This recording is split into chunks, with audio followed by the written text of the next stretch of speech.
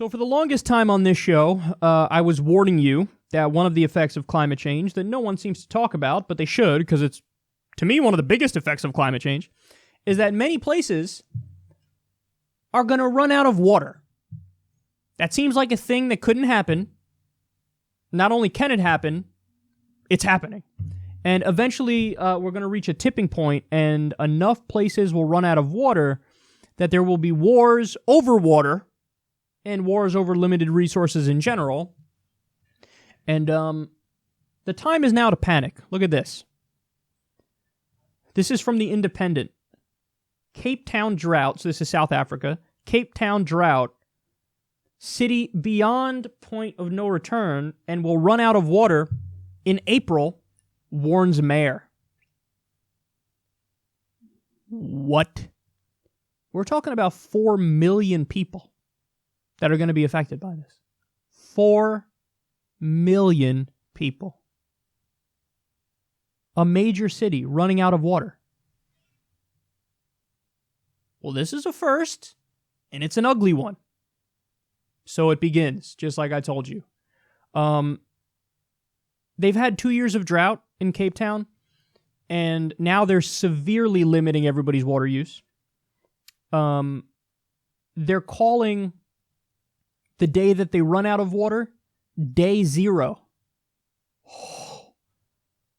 Even the little details of this story feel like a scary movie. Like a dystopian sci-fi futuristic movie, but it's really happening. So they're supposed to run out. They did say April 21st was when they were going to run out. Now they're looking at their projections and they're going, actually no, it's April 12th now, so they're moving it up. And let me show you a passage that is really terrifying from the article. They say, meanwhile, a black market in drinking water is taking shape. According to Mr. Bowden, I went to a warehouse that stocks large plastic water containers, and the place is just being stripped every day. New supplies are coming by lorry every day from Johannesburg, and they are gone in a couple of hours. A spring used by a brewery in the Newlands area of the city has become a popular place for citizens and organized gangs to get additional water. It's clear that the guys turning up in vans full of 25-liter containers are not doing it for their personal use, said Mr. Bowden. For enterprising gangs, this is South Africa's Bitcoin. They know the value of stored fresh drinking water will soar in coming weeks, and getting thousands of liters of it now for free is likely to be extremely profitable. Gangs are stockpiling fresh water because they know they're going to be able at some point to price gouge people, sell them the fresh water, accrue more power, and become dominant players. Oh, man. So there it is. You know, look, in my opinion, the media has done a bad job in discussing climate change.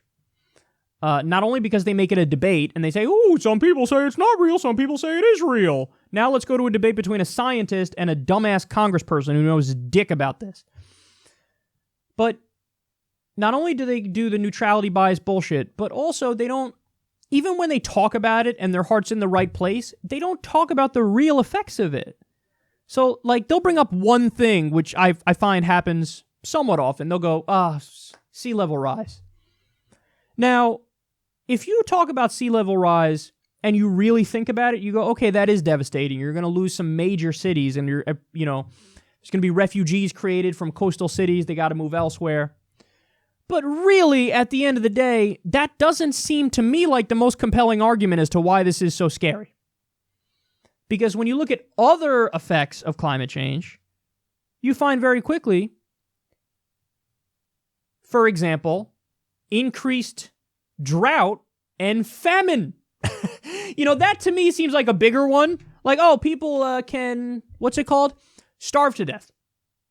Like, oh, wow, maybe talk about the starving to death a little more than the fact that the sea level is going to rise a few feet and then people are going to have to move from their awesome condo in Miami. Maybe do that. But they don't talk as much about the famine. Sometimes they talk about the increase in extreme weather events across the board. That certainly happens. But again, when they talk about that, they bring it up as like 50-50. Like, hey, maybe it's just tied to climate change, maybe not. Who knows? So failing on that front. But really, this is one of the biggest issues, is that you're going to have literal wars over water, which sounds inconceivable, and it sounds like it could never happen. It sounds like society and civilization has reached a point where we're beyond some shit like that happening. No, we're not. They also don't talk about the gigantic refugee crisis this will create. For example, the Middle East is going to be uninhabitable at a certain point. I've seen multiple studies that come to that conclusion. So you think it's bad now with the war in Syria? What happens when virtually the entire Middle East is uninhabitable? The biggest refugee crisis the world has ever seen. So you have a giant refugee crisis. You have the price of food skyrocketing. You have wars over water. What you have is a doomsday scenario. And they don't explain that effectively. And now we're at the point where they've insisted it's a debate for so long, and it's a neutrality issue for so long, that the water is literally running out in major cities. And we still have a system where people are pretending that this thing is not real. Well, it's going to feel real as a fucking heart attack when you're in one of those cities that runs out of water. And then what do? We need to move totally in the opposite direction. 100% in the opposite direction. I mean, what we really need to do is go to green technology, do a New Deal.